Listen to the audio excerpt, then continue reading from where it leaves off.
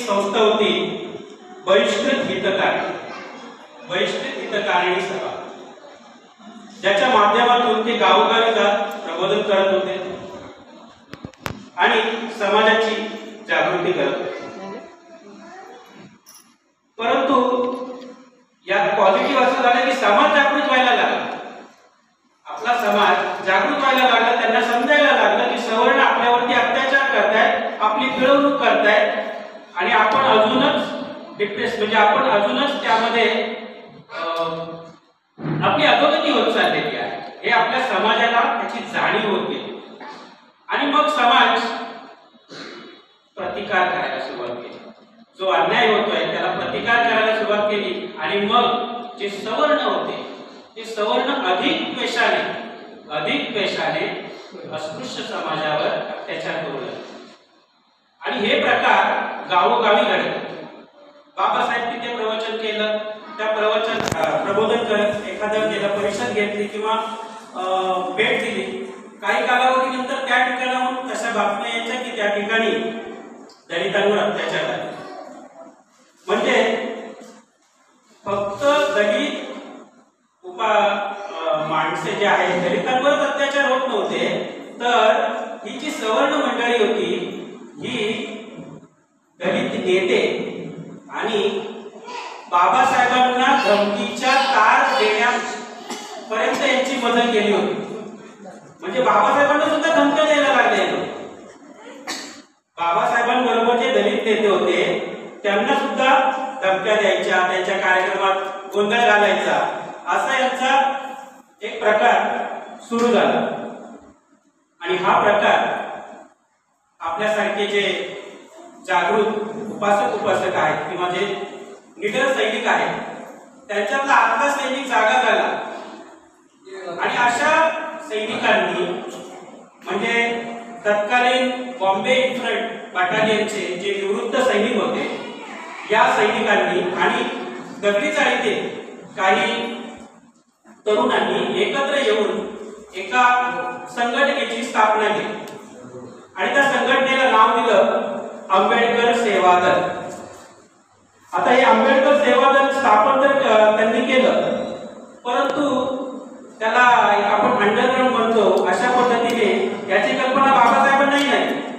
बाबासाहेब ज्या ठिकाणी प्रबोधनाच्या कार्यक्रमाला परिषदांना जायचे त्या ठिकाणी हे लोक शिस्तीत लोकांना कसं बसवायचं, त्या ठिकाणची सुरक्षा कशी राखायची या आणि इतर नियोजनामध्ये हे जे आंबेडकर सेवा दल आहे हे कार्य करू लागलं. असं कार्य चालू होतं निरंतर. तसेच एक 1923 ची घटना आहे ज्या वेळेला मुंबई विधिमंडळामध्ये सार्वजनिक ठिकाणी सर्व मानव जातीला म्हणजे त्यामध्ये अस्पृश्य आणि सर्व बहुजन आले यांना सार्वजनिक ठिकाणी पाणी पिता यावे यासाठीच एक ज्याला आपण विधेयक म्हणतो असं विधेयक त्यावेळेचे समाज सुधारक C.K. भोले यांनी ते विधिमंडळात मांडलं आणि ते त्यावेळेला मंजूरही झालं. विधेयक मांडलं, मंजूर झालं, पण त्याचं इम्प्लिमेंटेशन प्रॉपर झालं. म्हणजे सर्व नगरपालिकांमध्ये ते त्यांना सांगण्यात आलं की आता तुम्ही कोणाला विरोध करायचा नाही, पण यामध्ये एक नगरपालिका होती महाड नगरपालिका. त्या नगरपालिकेने हा जो विधिमंडळाचा आदेश होता हा झुगारला. त्यांनी तिथे अस्पृश्यांना पाणी पिण्यास मज्जाव हा कायम ठेवला. जो पहिला होता आदेश सुद्धा आला. म्हणजे 23 ला जरी हा आदेश आला असला तर 25 ला म्हणजे 1925 ला विधिमंडळाने अजून एक ठराव असा मंजूर केला की एखादी नगरपालिका जर या आदेशाचं पालन करत नसेल तर त्यांना शासकीय अनुदान देणार नाही. शासकीय जे अनुदान मिळतं ते अनुदान त्यांना मिळणार नाही. परंतु त्यांना त्याचीही काही चिंता नव्हती की आम्हाला शासकीय अनुदान नकोय. त्यांना इतके ते धर्मांध झाले होते सवर्ण की त्यांनी तो 1925 सालचा दुसरा आदेश सुद्धा झुगारून लावला आणि त्यांच्या ठिकाणी स्थानिकचा जो त्यांच्या जी जातीवादी होता तो त्यांनी कायम ठेवला आणि त्या ठिकाणी मज्जाव केला. बाबासाहेबांच्या कानावरती ही बाब पडली आणि 13 मार्च 1927 त्यांनी त्यांच्या सहकार्यांसोबत एक बैठक घेतली आणि ही बैठक होती महाडचा सत्याग्रह आपल्याला करायचा त्या ठिकाणी जाऊन, कारण आपले हक्क असे मागून मिळत नाही तर आपण त्या ठिकाणी सत्याग्रह करायचा असं त्यांची एक नियोजन बैठक त्या ठिकाणी पार पडली. आणि त्या बैठकीमध्ये हे आंबेडकर सेवा दल जे थोड्या वेळापूर्वी मी तुम्हाला सांगितलं याचे कार्यकर्ते त्या ठिकाणी उपस्थित होते, ज्यामध्ये ससालेकर, पराडे, गायकवाड असे विविध कार्यकर्ते त्या ठिकाणी उपस्थित होते. त्यांना कल्पना होती की बाबासाहेब ज्या ज्या ठिकाणी जातात त्या ठिकाणी सवर्ण लोक गोंधळ घालतात. त्यावेळेला ह्या सेवा दलाने बाबासाहेबांना त्या बैठकीमध्ये विनंती केली की बाबासाहेब महाडच्या या सत्याग्रहाच्या सुरक्षिततेची जबाबदारी तुम्ही आम्हाला सोपवा. बाबासाहेबांनी ते ऐकलं आणि त्यांना विचारलं ग्रुप काय आहे. त्यांनी सांगितलं आंबेडकर सेवा दल. बाबासाहेब सुद्धा आश्चर्यचकित झाले की माझ्या नावाने असं एक दल कार्यरत आहे, याची कल्पना बाबासाहेबांना सुद्धा नव्हती. मग बाबासाहेब म्हटले तुम्ही काम चांगलं करतात, परंतु याला नाव आंबेडकर सेवा दल नका देऊ, याला आपण दुसरं नाव.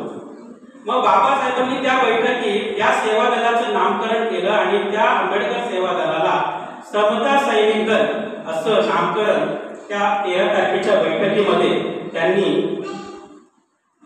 नाम सुचवलं बाबासाहेबांनी. आणि त्याची औपचारिक घोषणा जी आहे ती 19 मार्च 1927 रोजी करण्यात आली, ज्याला आपण स्थापना दिवस असं सुद्धा म्हणतो. लगोलग दुसऱ्या दिवशी 20 मार्चला महाडच्या तळ्यावर पिण्याच्या पाण्यासाठी ऐतिहासिक असा सत्याग्रह करण्यात आला. बाबासाहेबांनी त्या ठिकाणी सर्वप्रथम पाणी पिलं, सगळ्यांना माहिती आहे. आणि असं काही हे नव्हतं की ते पाणी पिल्यावर कोणी अमर होणार होतं, परंतु बाबासाहेबांना त्या ठिकाणी जाणीव करून द्यायची होती की आम्ही सुद्धा मानव आहोत, आम्हालाही त्या पाण्यावर तितकाच अधिकार आहे जेवढा अधिकार तुमचा आहे. आणि ही जी हा जो विचार आहे हा विचार इतका स्पीडली इतका वेगाने पसरत गेला की आपली जी जाणीव आहे की आम्ही इतके दिवस गुलाम होतो हे लोकांना समजायला लागलं. आणि त्यावेळी तो सत्याग्रह त्या ठिकाणी चालला. सगळ्यांना माहिती आहे की त्या सत्याग्रहानंतर त्याच ठिकाणी जे सत्याग्रही होते या सत्याग्रहींना सवर्णांनी मारझोड सुद्धा केली होती. त्या ठिकाणी मारझोड केली त्यांना. आणि त्या ठिकाणी जे समता सैनिक दलाचे आपले सैनिक होते ते संख्येने फार कमी होते, त्यांनी प्रतिकार केला, संख्येने फार कमी होते. ते बाबासाहेबांकडे गेले. बाबासाहेबांना त्यांनी परवानगी घेतली, विचारलं बाबासाहेब तुम्ही आम्हाला फक्त आदेश करा, तुम्ही आदेश करा, याचा बंदोबस्त आम्ही करतो. परंतु बाबासाहेबांनी त्यांना थांबवलं. त्यांना म्हटलं की तुम्ही तुमच्या गावी जा, तुम्ही तुमच्या गावी जा, तिथे तुमची कोणतरी वाट पाहते, तुम्ही तुमचे परिवार त्या ठिकाणी वाट पाहतोय, या ठिकाणी तुम्ही या वादात किंवा असा हिंसाचार आपल्या वतीने आपण नाही केला पाहिजे, तुम्ही तुमच्या गावी. आणि त्यांना शांतपणे घरी जाण्याचं आवाहन, त्यांच्या गावोघरी जाण्याचं आवाहन बाबासाहेबांनी केलं. आणि त्यानंतर हा महाडचा जो सत्याग्रह आहे हा सत्याग्रह पूर्ण देशभरात देशभरात नव्हे तर अमेरिकेत आणि भारताबाहेर इतर देशांमध्ये सुद्धा त्याची बातमी झाली. आणि अप्रिशिएट केलं तिकडच्या जे शासन होतं परदेशातील त्या प्रत्येक शासनाने त्या सत्याग्रहाला अप्रिशिएट केलं. मग सुरुवातीला मी सांगत होतो की महाडच्या सत्याग्रहापासून समता सैनिक दलाने एक जबाबदारी घेतली की आता आपल्या समाजाच्या सुरक्षिततेची जबाबदारी समता सैनिक दलाची आहे. त्यानंतर 26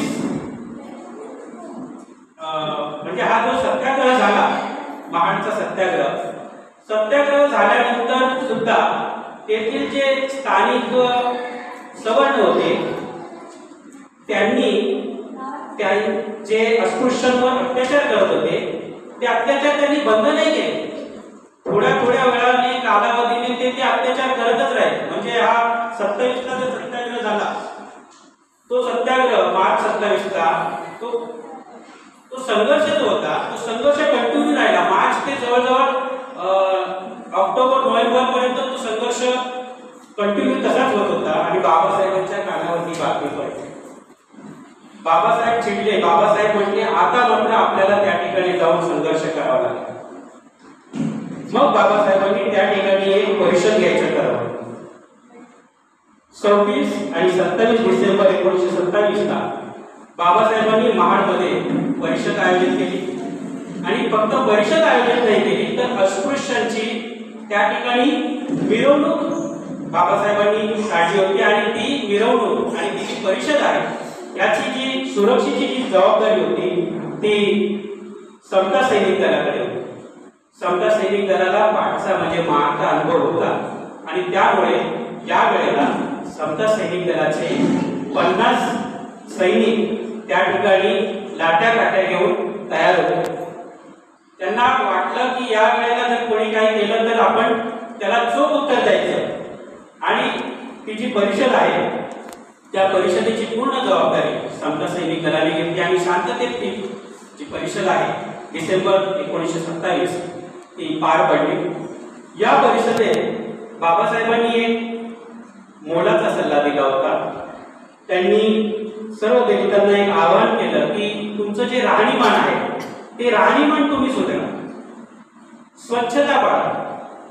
तुम्ही हे जे मेलेल्या गुराढोरांचं मांस खाता हे मांस खाणं बंद करा. शिका, संघटित व्हा, संघर्ष करा. बाबासाहेबांच्या प्रत्येक परिषदेमध्ये जर तुम्ही भाषण आपल्याकडे लिखित स्वरूपात ते आता अवेलेबल आहे, तुम्ही बघा. प्रत्येक परिषदेमध्ये मुलाचं त्यांचं मार्गदर्शन आणि आपल्याला मेसेज मिळतो. जसं त्यांनी आपल्याला शिका, संघटित व्हा आणि संघर्ष करा हे सांगितलं. या 2 कार्यानंतर 3 मार्च 1930 काळाराम मंदिरचा सत्याग्रह म्हणजे आंबेडकर चळवळीतील किंवा आजपर्यंत 2024 पर्यंत माझ्या वाचनात असलेले सगळ्यात लॉंग टर्म चालणारा जर कोणता सत्याग्रह असेल तर तो काळाराम मंदिर सत्याग्रह होता. 5 वर्ष हा सत्याग्रह झाला. 5 वर्ष विचार करा. 5 वर्ष त्या ठिकाणी ठिय्या आंदोलन साखळी स्वरूपात म्हणा किंवा कंटिन्युअसली म्हणा त्या ठिकाणी आंदोलन, धरणे आंदोलन चालू होतं काळाराम मंदिरला. का तर आम्हालाही अधिकार आहे, आम्हीही मानव आहोत हे दाखवून द्यायचं होतं. आणि म्हणून त्या ठिकाणी काळाराम मंदिरचा सत्याग्रह लॉंग टर्म सत्याग्रह ज्याला म्हटलं जातं तो झाला. आणि त्या सर्व सत्याग्रहाचं जे यशस्वी ज्याला श्रेय जातं ते समता सैनिक दलाला जातं. यानंतर बाबासाहेबांनी समता सैनिक दलाच्या प्रत्येक सैनिकाला जबाबदारी दिली होती. आणि त्या जबाबदाऱ्या आपल्याकडे घटना स्वरूपात सुद्धा उपलब्ध आहेत. ज्यामध्ये त्यांनी सांगितलं होतं की इनिशियल स्टेजला की हा जो समाज आहे हा अशिक्षित आहे. म्हणजे वर्तमानपत्र येतात, ही वर्तमानपत्र वाचायची आणि वाचून त्यांना ती समजवायची. सत्य घटनेला, सत्यस्थितीला काय घडामोडी होत आहेत या वर्तमानपत्रात येत आहेत, या तुम्ही त्यांना वाचून समजवायच्या आहेत, सांगायच्या आहेत. ही जबाबदारी बाबासाहेबांनी त्यांना दिली होती. समाजाचं सुरक्षा हे तर त्यांचं कोर ड्युटी होतीच, परंतु त्यांनी समाजाचं प्रबोधन करण्याची जबाबदारी सुद्धा समता सैनिक दलाकडे दिली होती. प्रबोधन करता करता आणि बाबासाहेबांचा जो स्वतंत्र मजदूर पक्ष होता, या स्वतंत्र मजदूर पक्षाचं एक प्रकारे त्या ठिकाणी प्रचार आणि प्रसार सुद्धा होता. म्हणजे फक्त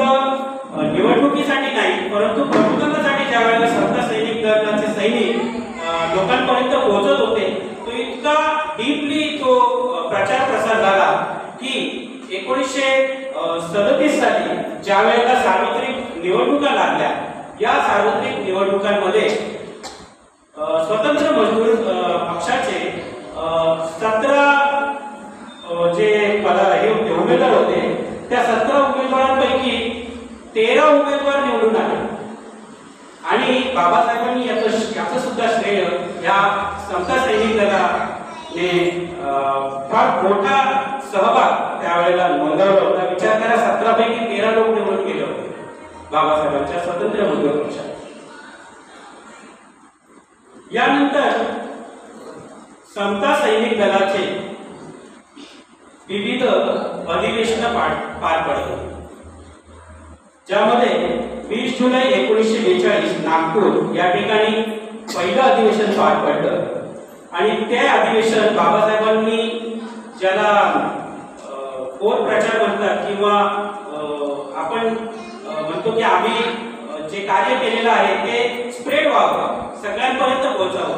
परिषद म्हणजे तिथे हजारो लोक होते, तर त्या लोकांमध्ये महाडचा सत्याग्रह यशस्वीरित्या कसा पार पडला हे त्या ठिकाणी बाबासाहेबांनी नमूद केलं आणि त्या जी परिषद झाली त्यामध्ये बाबासाहेबांनी समता सैनिक दलाचे आभार सुद्धा मानले होते की महाडचा सत्याग्रह ज्या वेळेला झाला त्यानंतर तिची परिषद झाली डिसेंबरमध्ये, त्या परिषदेमध्ये सुद्धा समता सैनिक दलाचं योगदान होतं आणि बाबासाहेबांनी त्याचे आभार मानले. चळवळीची ताकद या परिषदांमधून वाढेल, या अधिवेशनांमधून वाढेल, बाबासाहेबांना याची जाणीव त्या पहिल्या अधिवेशनामध्ये आली आणि त्यानंतर एका पाठोपाठ एक अशी अधिवेशन, म्हणजे हे जे 42ला अधिवेशन, पहिलं अधिवेशन जे झालं त्यानंतर 44ला लगेच जानेवारीमध्ये कानपूरमध्ये दुसरं अधिवेशन झालं आणि या अधिवेशनाचं महत्व असं आहे की जी समता सैनिक दल त्याची जी घटना होती ती घटना या अधिवेशनामध्ये मंजूर करण्यात आली किंवा त्याला एक मूर्त स्वरूप प्राप्त झालं, असं टेकअवे ज्याला म्हणतो आपण. ते कानपूर या ठिकाणी झालेल्या अधिवेशनामध्ये घटनेला मूर्त स्वरूप देण्यात आलं.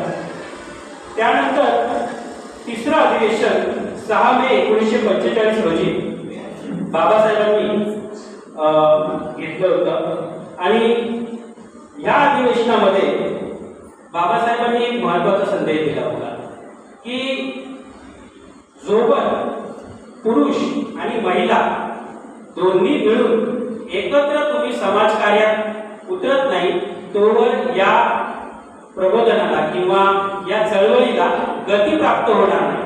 त्यामुळे मी आवाहन करतो की प्रत्येक स्त्रीने सुद्धा या चळवळीत सहभागी व्हायचं पाहिजे आणि एकत्र येऊन, पुरुष आणि स्त्रियांनी एकत्र येऊन लढलं पाहिजे, असा महत्वाचा आणि मोलाचा संदेश डॉक्टर बाबासाहेब आंबेडकरांनी आपल्याला 45 सालच्या या अधिवेशनामध्ये दिला होता. म्हणजे बाबासाहेब किती फोरकास्टिंग बघा त्यांचं की 45 साली ते आपल्याला एकीचा महिला आणि पुरुष हे समान आहेत हे त्यांनी त्यावेळेपासून आपल्याला सांगत आलेले आहेत आणि त्यांनी महिलांचा सहभाग वाढावा असं त्यावेळेला त्यांनी सांगितलं. या उपरांत जर आपण पाहिलं तर आता 2024 साल भारतीय बौद्ध महासभेची स्थापना होऊन अनेक वर्ष झालेली आहे. भारतीय बौद्ध महासभेमध्ये गुरुजी correct me if I am wrong 2023 आणि 24 मध्ये महिलांना बौद्धाचार्य होण्याची संधी प्राप्त होते. किती वर्षांनी 2023-24 मध्ये आता तो हे झालेला आहे आणि म्हणजे मला एक सांगून द्यायचं की महिलांना आपल्याला पुढे आणलंच पाहिजे, त्यावेळेला या समाजाची प्रगती होईल. बाबासाहेबांनी हा संदेश आपल्याला 1945 साली दिला होता. तर त्याचं इम्प्लिमेंटेशन आपण हळूहळू का होईना परंतु करत आहोत. यानंतर 1956 साली बाबासाहेबांचं निर्माण झालं, परंतु त्यांच्या महापरिनिर्वाणानंतर 1957 साली हरिदास आवळे यांच्या अध्यक्षतेखाली 4थं अधिवेशन पार पडलं आणि ते अधिवेशन मुंबईमध्ये घेण्यात आलं आणि माझ्या माहितीनुसार हेच ते अधिवेशन होतं ज्यामध्ये आरपीआयची स्थापना झाली होती आणि स्थापना झाली आणि त्यानंतर त्या स्थापनेनंतर हळूहळू तिचं विभाजन सुद्धा होतं. विभाजन असं फक्त आरपीआयचं झालं नाही, विभाजन समता सैनिक दलाचं सुद्धा झालं. प्रत्येक पक्षाने आपला समता सैनिक दल स्थापन केला. या विषयाचा अभ्यास करताना मला लक्षात आलं कोणी दिल्लीला स्थापन केलंय, कोणी नागपूरला स्थापन केलंय. आपल्या परीने प्रत्येक जण आपलं आपलं समता सैनिक दल स्थापन करतोय. कोणाचा निळा ड्रेस कोड, कोणाचा पांढरा ड्रेस कोड.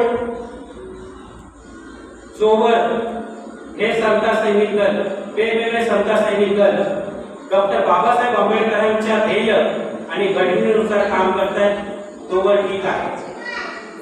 परंतु अशी वेगळी चूल मांडणं हे काही बरोबर नाही. कारण डॉक्टर बाबासाहेब आंबेडकरांनी स्थापन केलेली भारतीय बौद्ध महासभा आणि समता सैनिक दल हे मूळ समता सैनिक दल ज्याचं हेड ऑफिस आंबेडकर भवन या ठिकाणी आहे, हेच मूळ समता सैनिक दल आहे. आणि इतर प्रवाहातील समता सैनिक दलाच्या सर्व सैनिकांनी त्यांनी सुद्धा या प्रवाहात जुडलं पाहिजे असं मला वाटतं.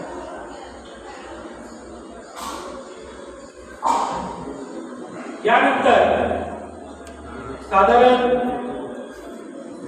78 साली 1978 साली बाबासाहेबांच्या काही निष्ठावंत कार्यकर्त्यांनी त्यांच्या पश्चात ह्या समता सैनिक दलाची पुनर्गठन जे म्हणतो आपण ते पुनर्गठन केलं आणि पुन्हा एकदा एक राष्ट्रीय अधिवेशन घेण्यात आलं. आपले जे स्टाफ कमांडर आहेत समता सैनिक दलाचे एस.के. भंडारे साहेब यांनी दिलेल्या माहितीनुसार 1983 पर्यंत 17 राज्यांमध्ये आपल्या शाखा आहेत. 17 राज्यांमध्ये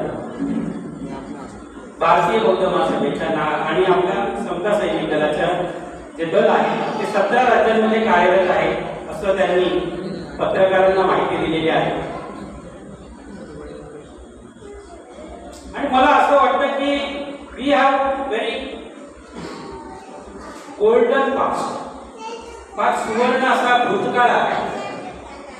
छान वाटलं ना आतापर्यंतचे ऐकून त्यांचं कार्य, म्हणजे गोल्डन पास्ट आहे आपल्याकडे. पण मग आपलं फ्युचर काय आहे? समता सैनिक दलाचं जे फ्युचर आहे ते विजनरी आहे का? हो.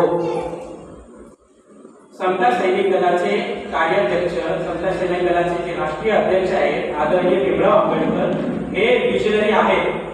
आणि आता जे अधिवेशन झाले त्या अधिवेशनामध्ये त्यांनी त्यांचं विजन मांडलं होतं की समता सैनिक दलामध्ये आपण सहभागी झालं पाहिजे, जास्तीत जास्त सैनिकांची आपण निर्मिती केली पाहिजे असं विजन त्यांनी मांडलं. आपल्या टॉप मॅनेजमेंटने विजन मांडलं, परंतु मिड मॅनेजमेंट काय करते?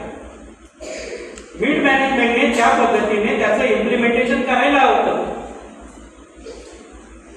तर हे समता सैनिक दल विविध क्षेत्रामध्ये आपल्या आज आपण बघतो की समता सैनिक दल जयंतीमध्ये किंवा अशा कार्यक्रमांमध्ये आपल्याला 1-2 ड्रेसमध्ये कोणतरी सैनिक दिसतो. परंतु पुढे काय? बाबासाहेबांनी ज्या हेतूसाठी समता सैनिक दलाची स्थापना केली किंवा ज्या हेतू आपल्याला सांगितला होता त्याबद्दल आपण त्याप्रमाणे आपण काम करतो का याबद्दल आपण विचार करणं गरजेचं आहे. अनेक कार्यकर्ते म्हणजे आपण आता टॉप मॅनेजमेंट आणि मिड मॅनेजमेंट बद्दल बोलतो, परंतु मी आता ग्राउंड लेवल बद्दल बोलतो की ग्राउंड लेवलला या ठिकाणी जिथे आपण बसलोय सिद्धार्थ बुद्ध विहार मांडा टेकवाड या ठिकाणी आपल्यासाठी केंद्रीय शिक्षिका हर्षदाताई उबाळे या ठिकाणी उपस्थित आहेत. त्या अंतःकरणाने त्या स्वतःहून पुढाकार घेऊन समता सैनिक दलामध्ये ज्यांनी सैनिक झालेले आहेत त्या सैनिकांना ट्रेनिंग देण्यासाठी स्वतःहून पुढे आल्या. किती प्रतिसाद मिळाला त्यांना? विजय भोईर समाजसेवक आणि आरपीआयचे नेते ते या ठिकाणी वास्तू आपल्याला उपलब्ध करून देतात. म्हणजे ग्राउंड लेवलला आपल्याला ट्रेनर अवेलेबल आहे, आपल्याला सुविधा या ठिकाणी मिळते आहे. मग आपण कमी कुठे पडतो? जर ट्रेनर उपलब्ध आहे, मग समाज एवढा उदासीन का आहे? मला इथे विचारायचं आहे, किती लोकांची वय ते 45 साधारण आहे, 45 ते 50 हात वर निघा आहे 45-50. मी आशा करतो तुमच्या घरात एक मूल तर नक्कीच असेल, फिमेल किंवा जेंट्स आहे, आशा करतो. मग आपण याची सुरुवात आपल्या घरातूनच का नाही करायची? आपण आपल्या सोसायटीतल्या लोकांना सांगायला जायचं, आपण दुसऱ्या सोसायटीच्या लोकांना सांगायला जायचं, आपण प्रबोधन करायची. पण याची सुरुवात आपण आपल्या घरातून का नाही करायची? बरोबर आहे. जर जे पदाधिकारी आहेत त्या पदाधिकाऱ्यांनी नीट आपल्याकडे उदाहरण आहे अडकिते साहेब संरक्षण विभागामध्ये काम करतात. तर त्यांनी त्यांच्या मुलाला सुद्धा सैनिक बनवलेला आहे. मग अशा पद्धतीचा आदर्श अजून एक मोठं उदाहरण तर आपल्याला राष्ट्रीय पातळीवरती आहे, बाळासाहेबांचं, सुजाता आंबेडकर. म्हणजे फक्त दुसऱ्यांना ज्ञान नाही देत, तर त्याची सुरुवात आम्ही आमच्या घरातून करतो. अशी अनेक उदाहरणं आपल्याकडे आहेत. तर मला असं म्हणायचं आहे की आपण करतोय, आपण पुढाकार येतोय, सगळ्यांना प्रबोधन करतो, खूप जोराने, खूप छान करतोय आणि त्यासाठी प्रशंसा ही झालीच पाहिजे. परंतु याची सुरुवात आपण घरापासून करूया. आणि मला असं वाटतं की ज्या वेळेला इथे प्रबोधनं होतात, प्रवचनं होतात, तर त्या प्रवचनाचं काहीतरी आउटपुट निघालं पाहिजे. आज या ठिकाणी समता सैनिक दलाचा हा जो विषय आहे, मला असं वाटतं की हा विषय झाल्यानंतर समता सैनिक दलाचं एक शिबिर या ठिकाणी झालं पाहिजे आणि त्या शिबिरामध्ये जेवढे पदाधिकारी आहेत त्या पदाधिकाऱ्यांच्या घरातल्यांनी पहिल्यांदा सैनिक बनलं पाहिजे, असं मला या ठिकाणी नमूद करावं वाटतं. चळवळ घरातून सुरू केली पाहिजे. ती म्हण आहे ना, ती म्हण मला इथे बोलायची नाही, शिवाजी असावा पण दुसऱ्याच्या घरात नाही. आपल्याला आपल्या घरातूनच सुरुवात केली पाहिजे, असं मला या ठिकाणी सांगावं वाटतं. समता सैनिक दलाला आपण इतकं मजबूत करूया की जातीवाद्यांना असं आपल्याला पाहता क्षणी धडकी भरली पाहिजे. पॅन्थरचा इतिहास मी ते सांगणार नाही, परंतु पॅन्थरचं नाव ऐकलं की त्यांना काय होतं माहिती आहे तुम्हाला.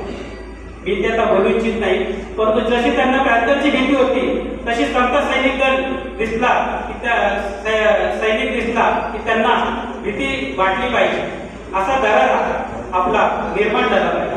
मी टिटवाळ्यात बघतो इथे काळ्या टोपीवाले माणसं आणि मला दुःख होतं. टिटवाळ्यात सैनिक नाही आहेत का? भरपूर सैनिक आहेत. 48 सैनिक आम्ही निर्माण केले या ठिकाणी. आणि त्यानंतर हर्षदाताई उगाळे खूप प्रयत्न केला की त्यांना संघटित कसं करता येईल, त्यांना ट्रेनिंग कसं देता येईल. परंतु टाळी एका हाताने वाजत नाही. आपल्याला तेवढाच सहयोग, तेवढंच सहकार्य आपल्याला द्यावं लागेल. तेव्हा कुठे आपण समता सैनिक दलाला अजून मजबूत करू शकतो. थोड्या वेळापूर्वी या ठिकाणी काही पदाधिकाऱ्यांनी विषय मांडला की आता 14 ऑक्टोबर येतं आहे, तर 14 ऑक्टोबरची तयारी करायची. मला सर्व पदाधिकाऱ्यांना असं सांगायचं आहे की 14 ऑक्टोबरची तयारी करायचीच, पण एक आपण टार्गेट ठेवूया की 14 ऑक्टोबरला जेवढे समता सैनिक दलाचे सैनिक आहेत त्या सगळ्या सैनिकांनी टिटवाळ्यात एक लॉंग मार्च काढायचा आणि लॉंग मार्च करून आपल्या समता सैनिक दलाची ताकद या ठिकाणी दाखवून द्यायची आहे, असं मी या ठिकाणी आवाहन करतो. माझा सूर जर वाढला असेल तर मी त्याबद्दल आपली सर्वांची क्षमा मागतो आणि या ठिकाणी मला जी बोलण्याची संधी दिली त्याबद्दल नालंदा